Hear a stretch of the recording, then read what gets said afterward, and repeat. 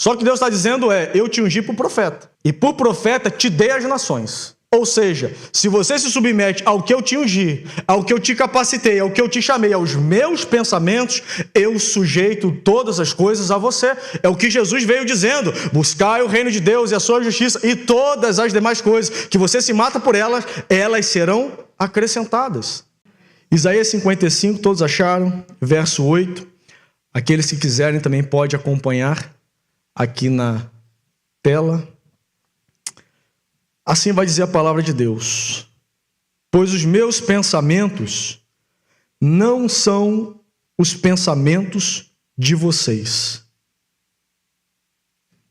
nem os seus caminhos são os meus caminhos. A gente vive num embate, né? Tentando pensar o que Deus está pensando. E na tentativa de adivinhar o que Deus está pensando, a gente começa a pensar deliberadamente e às vezes agir de acordo com a nossa própria vontade, achando que é justamente isso que Deus está pensando a nosso respeito. Então ele já está dizendo: os meus pensamentos não são seus pensamentos. Sobretudo quando são pensamentos que tentam te convencer que tudo irá dar errado na sua vida, que as coisas não vão acontecer da forma desejada, porque ninguém deseja o mal. Mas às vezes o que mais está latejando no seu interior é que tudo não vai dar certo. Então Deus está dizendo: os meus pensamentos não são seus. Isso que você está pensando, que não vai dar, que não vai chegar, que não vai alcançar, a resposta de Deus é: esses não são os meus pensamentos. Até porque em Jeremias 29:11, você já conhece, Deus vai dizer: os pensamentos que eu tenho ao seu respeito são pensamentos de... O que você está pensando acerca de si mesmo é pensamento de paz? Não responda. Porque só pelo sorriso, sem graça, eu já vi que não é. Então é sobre isso. Deus não está pensando isso. Tudo que Deus está pensando ao seu respeito é bom, é agradável e é perfeito. Tudo que Deus está pensando, o seu ouvido não ouviu, o seu coração não sentiu, você nem conseguiu imaginar com todos os sentidos naturais o que Ele reservou para a sua vida. Creia, meu irmão. Porque sabe o que eu entendo? O que Deus pensa ao nosso respeito é tão grande, que naturalmente o nosso pensamento não comporta. Você pode dizer: o que Deus pensa ao meu respeito é muito grande. E Ele vai dizer que nem os seus caminhos são os caminhos dele, declara o Senhor. Assim como os céus são mais altos do que a terra, repita comigo: altos. Também os meus caminhos são mais altos, repita comigo: altos, do que os seus caminhos. E os não, só altos, calma, estamos só começando. E os meus pensamentos mais altos, aí pode falar altos, do que os seus pensamentos. Assim como a chuva e a neve descem dos céus e não voltam para eles sem regarem a terra e fazerem-na brotar e florescer, para ela produzir semente para o semeador e pão para o que come, assim também ocorre com a palavra que sai da minha boca. Ela não voltará para mim vazia, mas fará o que desejo e atingirá o propósito para o qual enviei. Meu irmão, vai acontecer. Creia em nome de Jesus. Porque quando Deus fala que toda palavra que sai da boca dele não voltará vazia, porque a palavra é reverberação de quê? Do pensamento. Então Deus está dizendo: eu estou pensando algo ao teu respeito, que não é o que você está pensando. E o que eu estou pensando vai produzir uma palavra. E quando essa palavra sair da minha boca, ela não voltará vazia, mas fará aquilo que lhe apraz. Vai atingir o propósito que Deus tem para a sua vida. Mas a grande questão nessa jornada de fé, que nós precisamos compreender, é que por vezes, por não termos clareza sobre o pensamento de Deus, devido aos processos que nós estamos vivendo, Acabamos agindo de acordo com os nossos próprios pensamentos e, por vezes, sem consultar de fato aquilo que Deus ele deseja para a nossa vida. Porque, entenda algo, enquanto Deus não liberar uma palavra, significa que não é tempo de agir. Porque se ele está pensando e ele já viu o futuro e ele sabe exatamente o que tem para a sua vida, significa que, de acordo ao pensamento, irá produzir uma palavra. E essa palavra trará direção para que, através desta direção, seja realizado aquilo que ele deseja fazer através de você. É por isso que muitos de nós estamos orando com fé e fé fervorosa e fazendo votos e etc e tal, para que certas coisas aconteçam, mas Deus está dizendo, ainda que tenha fé, não tem palavra. Se não tem palavra, a sua fé é vazia. Pastor, isso é antibíblico? Não. Romanos 10:17 vai dizer que a fé vem pelo ouvir. E ouvir o quê? O que produziu a fé foi a palavra ou foi simplesmente os seus pensamentos? Foi a loucura das suas experiências. Foi ouvir pessoas que, quem sabe, você não deveria ouvir. Porque toda a loucura de fé, biblicamente, que você vê, ela veio antes de uma palavra. Abraão, sai da terra da sua parentela. Noé, construa uma arca. Moisés, volte para o Egito. Pedro, pode andar sobre as águas. Perceba que tudo antes que a loucura de fé, eu posso usar essa expressão porque fé é uma loucura, não se explica, se vive. Tudo isso foi premeditado por uma palavra que veio antes do ato de fé acontecer. Porque toda palavra é fruto do pensamento que Deus tem para a nossa vida. Porque tudo que Deus fala, Ele cumpre. Tudo que Deus direciona, porque todo caminho colocado por Deus significa que Ele já sabe o ponto A ao ponto B, de onde você está saindo, aonde você vai chegar. É por isso que em Isaías 43, o que Deus vai falar para o seu povo? Eis que porei um caminho no deserto e rios no ermo. Porei, acho que já disse isso aqui, se eu já disse, faz cara de novidade, é um verbo transitório, que significa que não tem como colocar aquilo que ainda não está pronto. Você consegue colocar algo que ainda não está pronto? Você consegue entrar num carro que ainda não está na sua garagem? Não. Então Deus está dizendo, o caminho para sair eu já tenho. O deserto é uma existência, mas quem vai fazer com que você saia dele sou eu. Porque Deus está pensando algo e o pensamento de Deus já produziu algo, e de acordo com aquilo que Deus já produziu, Ele vai liberar uma palavra, e de acordo com a sua palavra, aquilo que Ele determinar vai acontecer. Só que, às vezes, quando nós olhamos para aquilo que Deus está fazendo, é quase que incompreendível pela forma que Ele faz. Quem conhece um ditado popular, que ele tem um pouco de razão, né? Que vai dizer que Deus escreve certo por linhas tortas, né? Ou seja, Deus já escreveu certo. Mas quando você olha o que Ele está fazendo, você fala, Deus, como assim? Como que isso pode dar certo? Como que se eu me submeter a este processo, esse resultado pode acontecer? Como que se eu tomar esta decisão, que aos olhos naturais não vai me levar a lugar nenhum, eu vou chegar do outro lado? Como pode parar de frente ao mar e dizer para o mar se abrir, apontar o cajado e o mar se abrir? Não faz sentido. Porque entenda algo, os pensamentos de Deus não são pensamentos naturais. E tudo que Deus nos chama para viver sempre vai confrontar a nossa existência, porque dentro da nossa própria existência nós estamos buscando o quê? Respostas naturais para aquilo que queremos viver, mas Deus está dizendo, os meus pensamentos não são os seus. Então já há uma deixa, Ele está dizendo, o que eu estou pensando vai contradizer, vai contrariar a lógica natural do que você está vivendo. Você está tentando ir para um lado, eu vou mandar você para o outro. Você está tentando subir, eu vou mandar você descer, mas aquilo que eu estou dizendo vai acontecer, porque toda palavra que eu libero, ela cumpre o propósito dela na sua vida. Amém. Pode dizer, não faz sentido. Pode dizer, meu irmão, não faz sentido. Mas vai dar certo. Porque naturalmente a gente quer tudo que faça sentido, né? Qual é a pergunta? A pergunta-chave de qualquer coach. Depois que ele fala de tudo, fala aí, Lu, você que também faz sentido? Aí Deus olha para você. Olha para a sua vida, faz sentido? Não está fazendo sentido nenhum, Deus.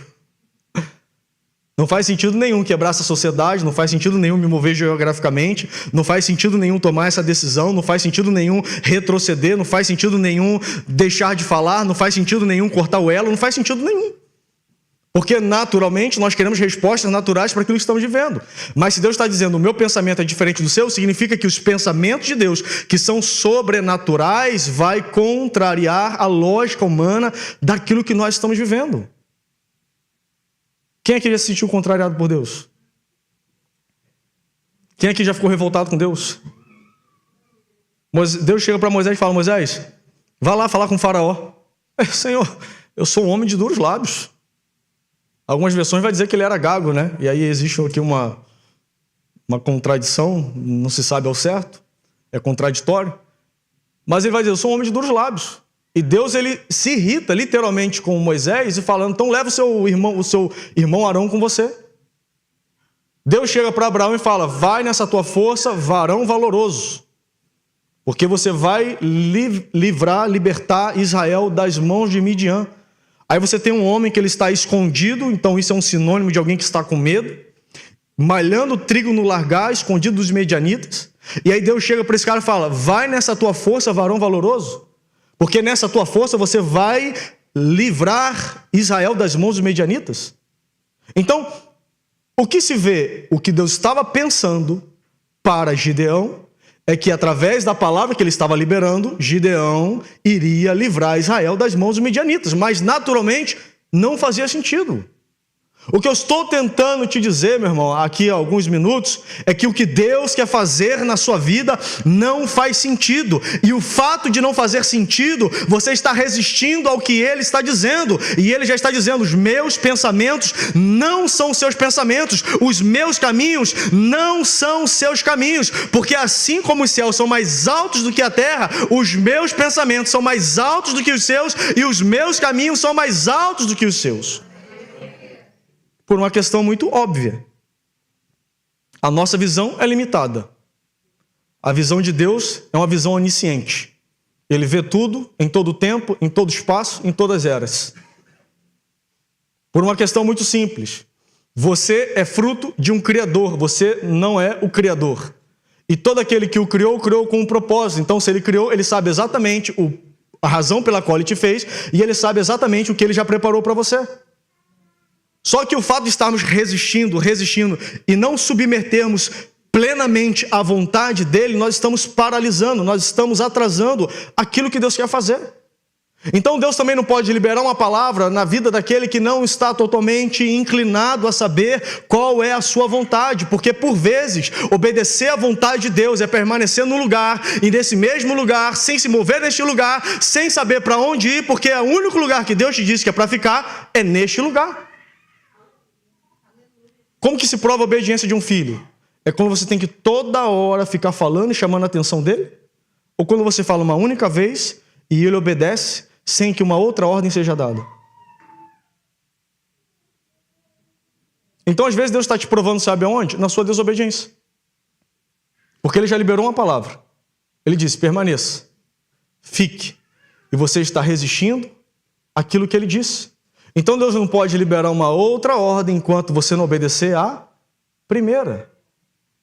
Então tudo que Deus tem para a nossa vida, meu irmão, não faz sentido. Eu estava esses dias lendo alguns artigos, e aí apareceu para mim um artigo falando sobre o plano de voo. Eu comecei a olhar aquilo ali, eu comecei a viajar, né? Aí você começa a olhar o que a ciência está dizendo, o que os técnicos estão dizendo, você começa a confrontar com uma palavra. Falei: meu Deus do céu, isso aqui faz muito sentido para aquilo que Deus está dizendo.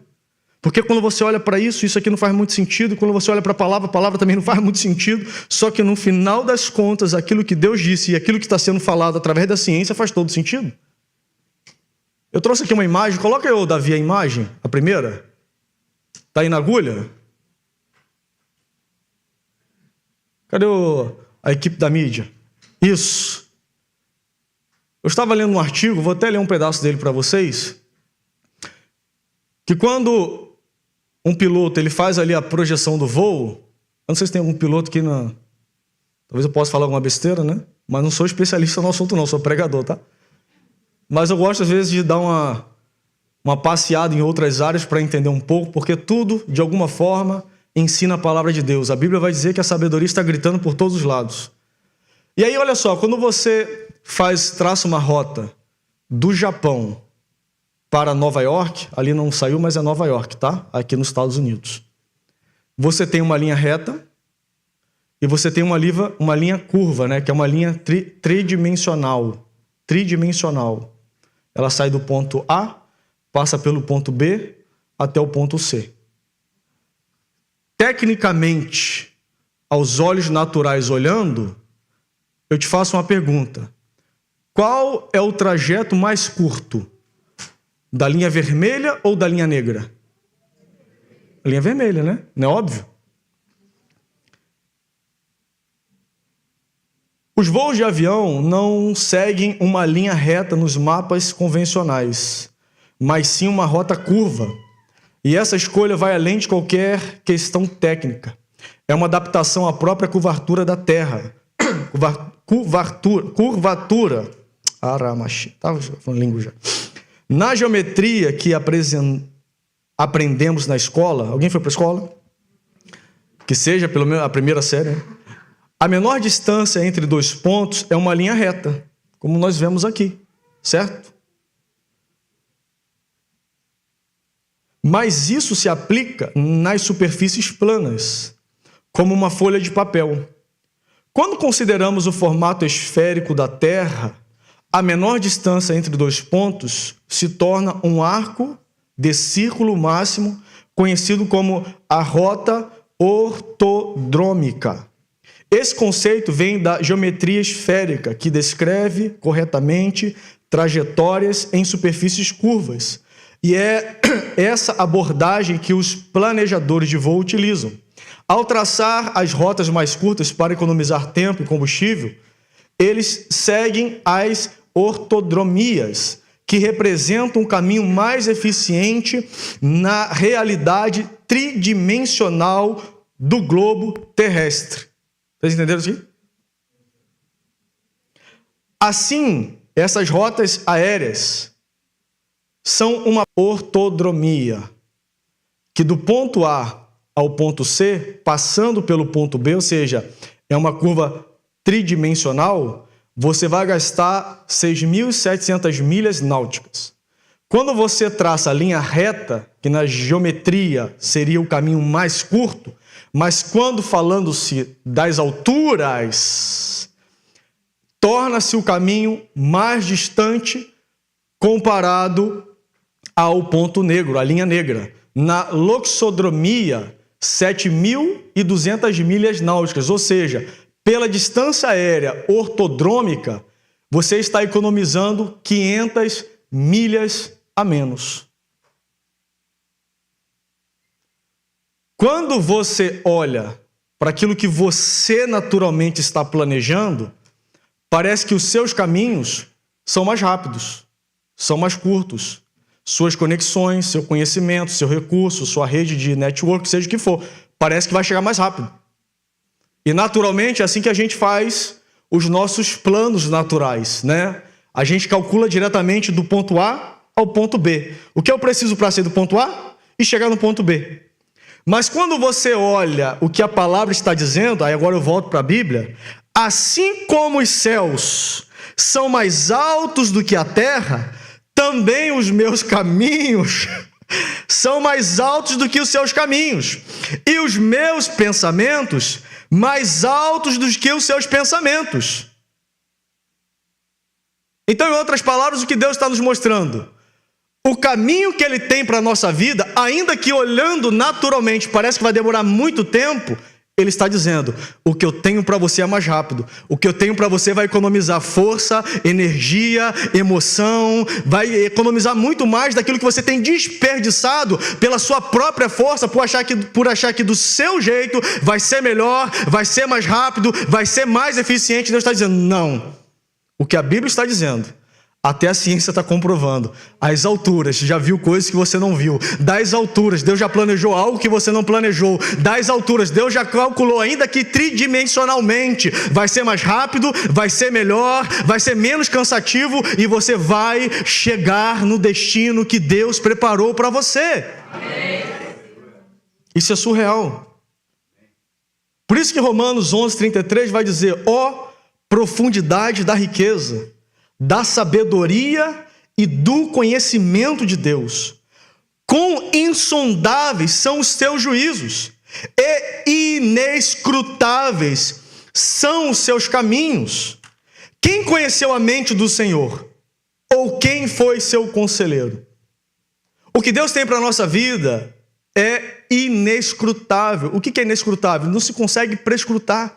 Você não consegue nem pela sua capacidade natural analisar o que Deus está fazendo. Deus nos deu uma palavra em 2021. Eu falo disso, e vou falar sempre disso, porque é a experiência daquilo que eu vivi com Deus, como o salmista vai dizer, provai e veja que o Senhor é bom.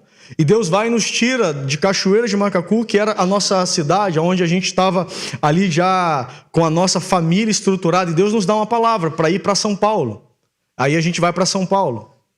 Chega em São Paulo, a gente vive um processo com Deus, e hoje a gente vê que foi um processo imprescindível para que pudéssemos estar vivendo o que nós estamos vivendo. E depois de estarmos 2 anos em São Paulo, Deus nos dá uma palavra, Alan, e nos manda para a América. Então, quando você olha tudo que Deus está fazendo, e tudo que Ele fez, naturalmente Ele fez o quê? Um caminho tridimensional. Ele nos tira de Cachoeira, Ele nos manda para São Paulo, e Ele nos traz para a América. Quando às vezes você olha para a sua vida, você vai ver que Deus está te levando a percorrer por caminhos que, quem sabe, você não está entendendo o que está acontecendo. Mas o interessante é que tanto o que Deus está dizendo, quanto a ciência está comprovando, que tudo o que Ele tem para a nossa vida vai sempre ser melhor e mais rápido do que se naturalmente eu saísse de Cachoeiras e viesse para São Paulo, sem ter passado pelos processos que foram necessários passar, de Cachoeiras para os Estados Unidos, sem passar pelos processos que nós passamos em São Paulo. Então, quando a Bíblia fala que todas as coisas cooperam juntamente para o bem daqueles que amam a Deus e que são chamados segundo o seu propósito, existem estações da sua vida que você vai perguntar, Esther, Deus, por que isso está acontecendo? Por que as coisas não estão acontecendo da forma que eu imaginei? Por que o contrato não foi assinado da forma esperada? Por que não lembraram do meu nome? Por que não me chamaram? Por que a oportunidade não veio? É porque Deus está dizendo, esse era o teu caminho, e esse teu caminho não ia te levar ao destino que você imaginou que iria chegar, mas o que eu tenho para você é muito mais alto daquilo que você mesmo está imaginando sobre si mesmo. Só que naturalmente a gente vai questionar, porque a gente ficou 2 anos em São Paulo, perguntando, Deus, por que São Paulo? Não faz sentido São Paulo. Menos ainda pelo custo de vida que tínhamos em São Paulo. Aí que não fazia sentido mesmo. E dentro dessa inquietação humana, que quem sabe você está vivendo ela, a gente começou a orar, porque a gente também sempre esteve preocupado em agir de acordo à vontade de Deus, e a gente, Deus, então a gente vai para São José dos Campos, que pelo menos a gente está do lado da nossa fábrica, e a gente tentou, e nada deu certo. Bom, Deus, então a gente vai para São Paulo, vamos estar mais próximo da nossa igreja, porque lá a gente está servindo, lá as coisas estão acontecendo, e a gente tentou, e nada deu certo. Então foi que a gente entendeu, Deus disse para ficar aqui, e a única palavra que Ele deu foi aqui, então nós vamos ficar onde? Aqui.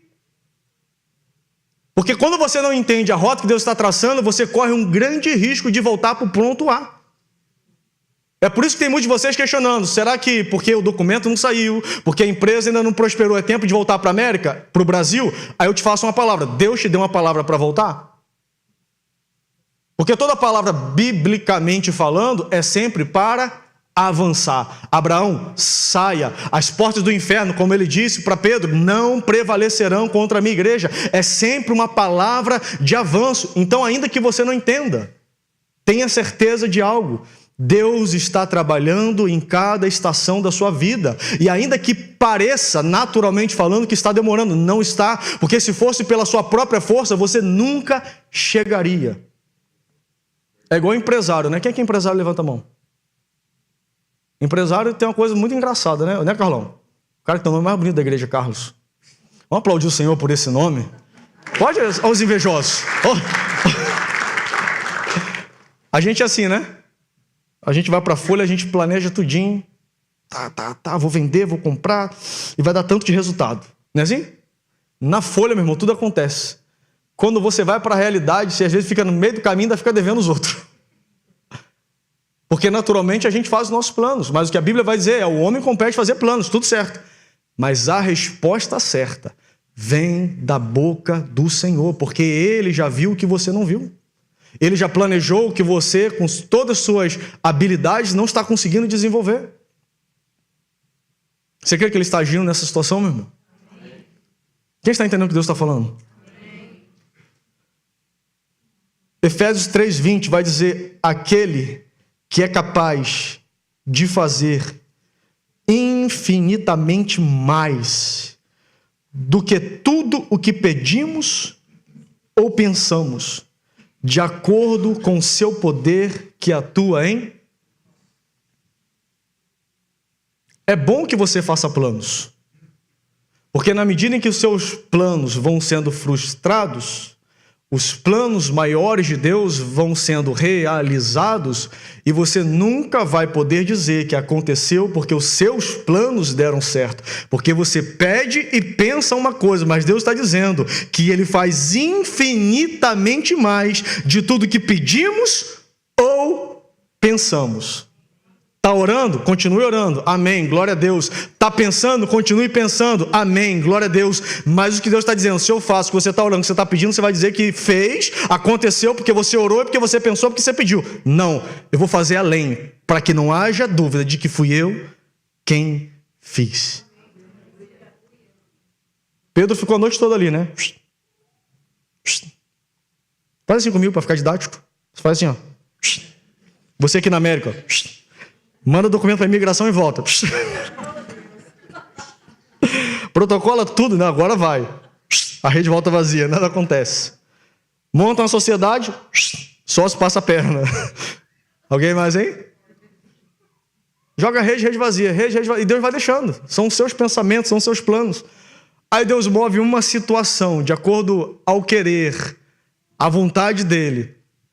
E aí, muito mais daquilo que você estava planejando, você vê que sem a sua própria força começa a acontecer.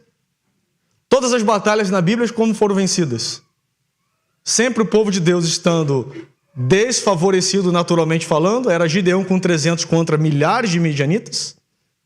Era Josafá com um pouco dos exércitos, que na realidade quem guerreou foi apenas um anjo, matou 185 mil. Como Deus falou, nessa guerra não tereis que pelejar. Ponte de pé e veja hoje o livramento do Senhor. Então você vai ver que todos os resultados extraordinários não houve uma intervenção natural, foi sempre Deus agindo. Pastor, se então é sempre Deus agindo, qual a necessidade de falar sobre os meus pensamentos? Porque quem sabe a sua inquietude humana, a sua preocupação, a sua ansiedade tem paralisado aquilo que Ele quer acelerar.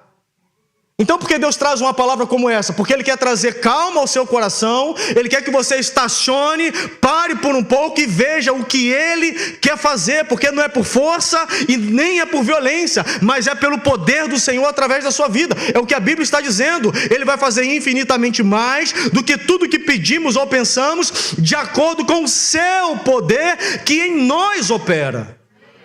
Deus vai liberar uma unção, um poder, uma graça na sua vida, para que aquilo que você naturalmente não consegue fazer, venha acontecer através do poder dEle. Você vai crescer, você vai prosperar, você vai empregar, você vai se regularizar, milagres, sinais, prodígios acontecerão na sua vida, e a resposta, quando alguém perguntar, vai ser: foi o poder de Deus. Esse é o nosso Deus, meu irmão. Provérbios 3:5 vai dizer: confie no Senhor de todo o seu coração. Aqui está um problema generalizado. Porque se eu te fizer uma pergunta, e eu não vou te expor, eu tenho certeza que toda a sua confiança, e digo com ressalvas, porque eu não quero generalizar o que eu estou dizendo, mas eu sei que muitos de nós, a nossa confiança ela não está toda no Senhor. Porque o que a Bíblia está dizendo é: confie no Senhor com um pouquinho do seu coração, com uma reserva, porque se Deus não fizer, a gente dá um jeitinho brasileiro. Não. Confie no Senhor, está projetado, de todo o seu coração. Quem não faltou aula de grego sabe que todo é. Viu? A gente dá aula de grego aqui na igreja. aos visitantes, meus amigos, né? Hoje vão voltar para São Paulo, o pastor está dando aula de grego para a igreja. Ele sabe que todo em grego é todo. E aí tem outro detalhe. E não se apoie em seu próprio entendimento. Entendimento é a capacidade que você adquiriu naturalmente de como fazer as coisas. Não vai dar certo porque, eu estudei. Vou pastorear uma igreja porque eu me formei para isso. Não, meu irmão. A nossa confiança e dependência ela está totalmente no Senhor. O que seria de nós, ora diga Israel, se o Senhor não fosse por nós? A sua confiança ela precisa estar toda no Senhor. Ela não precisa estar em circunstâncias, em pessoas e menos ainda em você mesmo. Porque nós temos duas realidades na igreja. Aqueles que não têm o entendimento e se apoiam em quem tem. E a gente tem aqueles que têm o entendimento e se apoiam em si mesmo. Isso é claro, quando a gente conversa com as pessoas a gente percebe. Porque o fato das pessoas não terem o entendimento necessário, elas acham que aqueles que têm é o salvador da vida dela. Não, meu irmão. Porque ainda que você olhe para o pastor e perceba que ele tem algum entendimento, porque eu não tenho nada, toda a minha confiança está no Senhor. Já viajei, já conheci muita gente, já me conectei com muitas pessoas e glória a Deus por isso, mas eu não confio em nada e em ninguém. A minha confiança da minha casa, do meu lar, está unicamente no Senhor. Porque confiar no seu próprio entendimento é olhar para os seus próprios resultados, o seu patrimônio e também colocar sua confiança nele. Não! Louco! O que dirá se hoje te perdes a tua alma? Porque todo aquele que é louco tem falta de entendimento. Então ele coloca a confiança dele naquilo que é trivial, momentâneo, provisório. Quem sabe o que falta hoje para que você viva a supremacia dos pensamentos do Senhor na sua vida é: confie no Senhor, Deus dete, de todo o seu coração. Você pode declarar por fé, meu irmão, em nome de Jesus: eu quero sair daqui essa noite confiando no Senhor de todo o meu coração. Meu irmão, eu quero declarar: quebre todos os altares que você levantou na sua vida, todos os altares hereditários, todos os altares desta era, tudo aquilo que você olha e fala: bom, se der errado, fulano me socorre, Beltrano estende a mão. Não, isso são deuses que você levantou para si mesmo. Quebre todos os altares que têm te guiado, que têm resistido na sua vida, porque você tem permitido. Mas declare: eu quero confiar no Senhor de todo o meu coração. E quando a gente confia no Senhor de todo o coração, existe algo quase incomum, sabe o que é? A gente tem a certeza de que vai dar certo. Esteja acontecendo o que estiver acontecendo, temos uma certeza: nós vamos chegar, nós vamos alcançar, nós vamos prosperar, nós vamos ser realizados, porque a nossa confiança está unicamente no Senhor. E o que você faz com o seu entendimento? Ainda que você tenha, mova como se não tivesse. Porque até achar que tem, paralise que você tenha mais. Quem acha que sabe muito, já chegou ao fim da jornada. Não sabe de mais nada. Deus está falando com alguém, meu irmão? Reconheça o Senhor em todos os seus caminhos. Sabe o que é reconhecer? Olhe para a sua realidade hoje e fala: Senhor, eu quero reconhecer o Senhor nisso. Até aqui meu casamento veio pela minha força. Agora eu te reconheço. Faça da sua vontade. Senhor, até aqui eu vim comandando a minha empresa de acordo ao meu entendimento, a minha arrogância, mas a partir de agora eu quero te reconhecer em todos os meus caminhos. No casamento, na empresa, na criação dos filhos, seja em qual área da sua vida for, reconheça a necessidade dele. Reconheça, como vai dizer em João capítulo 15, verso 5, sem ele eu nada posso e sem ele eu nada sou. Reconheça. Porque fazendo isso, o que vai acontecer? Ele endireitará as suas veredas. Não seja sábio aos seus próprios olhos. Tema o Senhor e evite o mal. João capítulo 6, verso 38, e eu caminho para o final, vai dizer: pois desci do céu, o próprio Jesus falando, para não fazer a minha vontade, mas para fazer a vontade daquele que me enviou. Quem te enviou para a terra?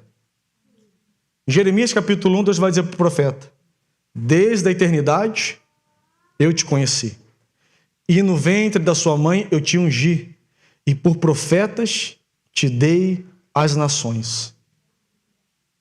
O que Deus está dizendo é que quando você se submete ao propósito, Ele te dá todas as coisas. É o que Ele disse para Jeremias: se você se submeter ao meu propósito, porque Jeremias, para quem não sabe, eu só abri um parênteses, ele era descendente da tribo de Levi, então naturalmente ele iria exercer o sacerdócio, ele iria exercer o ofício sacerdotal, que eram aqueles que apresentavam, ministravam a presença do Senhor para a nação, fazendo expiação de pecados e cumprindo com todos os ritos da lei. Então, essa era uma posição de privilégio. Então, era o que Jeremias queria para ele. Só que Deus está dizendo eu te ungi por profeta. E por profeta te dei as nações.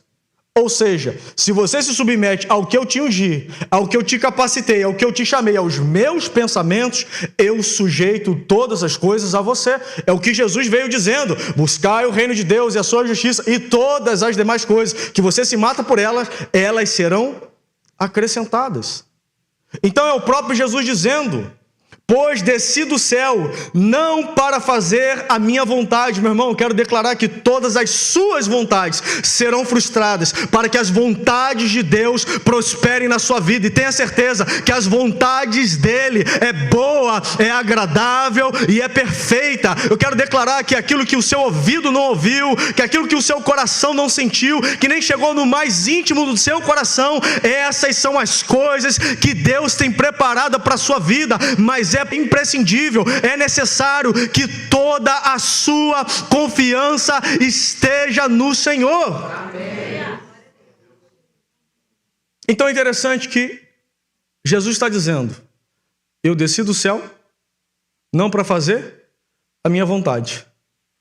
Eu não estou falando que qualquer um desceu do céu, embora para Deus não sejamos qualquer um, nós temos valor para Ele, mas nós estamos falando do Filho de Deus, aquele que veio nos salvar e nos redimir de todos os nossos pecados. É por isso que o escritor vai dizer que ele, sendo igual a Deus, não considerou ser Deus. Antes, esvaziou-se de si mesmo, tomando forma de servo, até a morte, e morte de cruz. Porque também Deus o exaltou e deu a ele um nome que está acima de todo nome, para que ao nome de Jesus todo joelho se dobre, no céu, na terra e debaixo da terra, e toda língua confesse que Jesus Cristo é o Senhor, para a glória de Deus.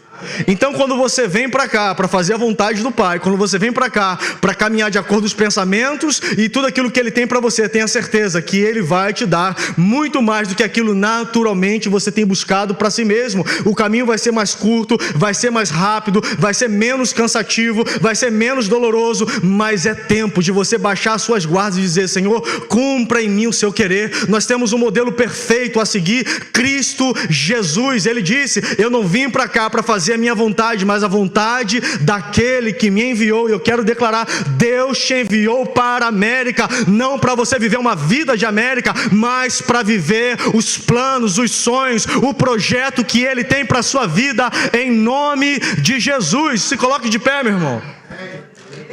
Eu creio. Ainda que esteja confusa a rota, coloca lá a última foto, por favor, Davi. Oliver, quem está aí? Coloca lá a última imagem, a tridimensional. Está confuso, meu irmão. Logicamente, olhando, pense que isso aqui é o mapa da sua vida. Logicamente olhando, você fala: Senhor, deixa aí pelo... Vamos tentar falar junto? No 3. Loxodromia. Mais ou menos, né? No 3, vai. 1, 2, 3. Senhor, deixa eu ir pela loxodromia. Vai ser mais rápido. Eu vou sair do ponto A e já chego no ponto B. Vai ser rápido. Aí Deus fala: não, não, meu filho, não, minha filha. Os meus pensamentos não são seus. Porque ainda que naturalmente, olhando, pareça ser mais rápido, Deus já viu gigantes e desafios que você não viu. Quando Deus discute isso, quando Deus tira o povo do Egito, existia um caminho mais rápido de chegar na terra prometida. Mas sabe o que Deus disse? Eu não vou deixar que eles vá pular, que eles passem por esse caminho, porque eles vão dar de frente com os filisteus, e se eles verem a guerra, eles vão retroceder. Por quê? não estavam preparados ainda para a guerra. Então às vezes você está forçando situações das quais Deus está dizendo: você não está preparado para isso, eu quero te livrar disso. Porque se você vai para a guerra, existem duas opções: você morrer nela por não estar preparado, ou por medo voltar de um lugar onde Deus te tirou. Então o que Deus está nos ensinando é: ainda que naturalmente pareça ser rápido, eu já vi os gigantes, eu já vi as afrontas, eu já vi as represárias, eu já vi tudo que você vai amargar, coisa que você ainda não viu. Mas se você confiar no meu trajeto, se você confiar no meu pensamento, se você confiar nos meus caminhos, tenha certeza, parece ilógico, é tridimensional, parece que você vai desperdiçar mais tempo, mais combustível, mas não, você vai economizar, você não vai se desgastar e você vai chegar mais rápido, porque aquele que começa é fiel para cumprir, aquele que te chama a viver é aquele que te patrocina durante o caminho, aquele que te chamou para viver o propósito, ele vai patrocinar o propósito que é dele. Tudo que você precisa é colocar sua confiança, ainda que seja incompreensível. Deus fará com que o propósito dele se cumpra na sua vida. Eu creio, meu irmão, em nome de Jesus, que mentes estão sendo libertas aqui essa noite. Eu creio em nome de Jesus que tudo aquilo que nos aprisiona e que nos mantém neste lugar de querer achar que sempre do nosso jeito é o melhor, de querer achar que da nossa forma, com a nossa cultura, com a nossa mania, seja o que for, que tem impedido de você avançar, que tem impedido você de prosperar nos caminhos do Senhor. Eu quero declarar hoje libertação sobre a sua mente em nome de Jesus. Eu creio que todos os grilhões que têm te aprisionado neste lugar estão sendo hoje despedaçados. Meu irmão, é tempo de construirmos a nossa vida no Senhor. É tempo de pararmos de perder tempo, de sermos tão obstinados, mal criados, filhos rebeldes. É tempo de parar de ficar usando a força dos lábios, a força corporal. É tempo de você se submeter plenamente à vontade dEle e construir a sua casa sobre a rocha que é Cristo Jesus. Pode vir tempestade, ventos, pode vir o que for, mas você vai permanecer inabalável, sabendo que aquele que está começando essa boa obra é fiel para completá-la até o dia do Senhor Jesus. Eu creio, meu irmão, que hoje é noite que todas as resistências que tem te amarrado, que tem te aprisionado, que tem feito você sofrer tanto, achando que Deus se esqueceu de você, achando que essa vai ser a tua vida, achando que é impossível viver tudo aquilo que você desejou viver como uma realização. Creia, meu irmão. O salmista vai dizer, escute isso, Salmos 37, deleite-te no Senhor e Ele satisfará os desejos do seu coração. Deus, Ele se agrada de satisfazer os desejos do nosso coração, mas primeiro não vem os nossos desejos, primeiro vem a nossa satisfação nele. Primeiro vem a alegria no coração, como o salmista vai dizer: eu amo a sua lei, eu amo estar na sua casa, eu amo a tua presença, tire tudo de mim, só não tire a tua presença. Eu amo viver os seus desígnios, eu amo viver os seus planos, assim como ele vai declarar no Salmo 139, todos os meus dias foram escritos sem que nenhum deles existisse. Isso é o salmista declarando: Senhor, eu confio que o Senhor escreveu, o Senhor determinou, o Senhor predeterminou, tudo está desenhado, está escrito, está planejado em teu livro. Eu não quero ser um filho mal criado, eu não quero ser um filho que dá trabalho ao seu pai, mas eu quero seguir tudo aquilo que o Senhor já determinou. Apocalipse 21, João vai dizer, ele tendo uma visão, e vi um trono branco e um que estava sentado acima do trono, e os mortos estavam diante do trono, e foram abertos alguns livros, e o outro livro, que é o livro da vida, e os mortos foram julgados segundo o que estava escrito neles. Pastor, me explica. Eu te explico. Aqui é o dia do grande juízo. É Jesus diante do trono, julgando todas as nações, todos os povos, todas as tribos. E o que João está vendo é Jesus abrindo os livros. Pastor, que livro é esse? É o livro da malcriação, é o livro da obstinação, é o livro da humanidade, é o livro da carnalidade, é o livro daqueles que não inclinaram o coração para viver o propósito de Deus. Esses são os livros. Mas ele vai dizer outra coisa, que ele viu e foi aberto um outro livro, que é o livro da vida. Mas os mortos foram julgados segundo o que estava escrito neles. Sabe que livro da vida é esse? Eu te revelo, porque o Senhor já me revelou. Salmo 139. Todos os meus dias foram escritos em que livro? No livro da vida, sem que nenhum deles existisse. Você ainda estava na eternidade, Deus já escreveu o manual. Você ainda estava na eternidade, Deus escreveu todos os seus dias. Você ainda estava na eternidade, Deus já alinhou a sua rota. Meu irmão, creia pelo poder do nome de Jesus. Os pensamentos do Senhor são maiores do que os seus. Os caminhos do Senhor são maiores do que os seus. Se submeta, se incline, queira saber qual é a boa, agradável e perfeita vontade dele para a sua vida. Creia em nome de Jesus. É tempo de construirmos a nossa vida no Senhor.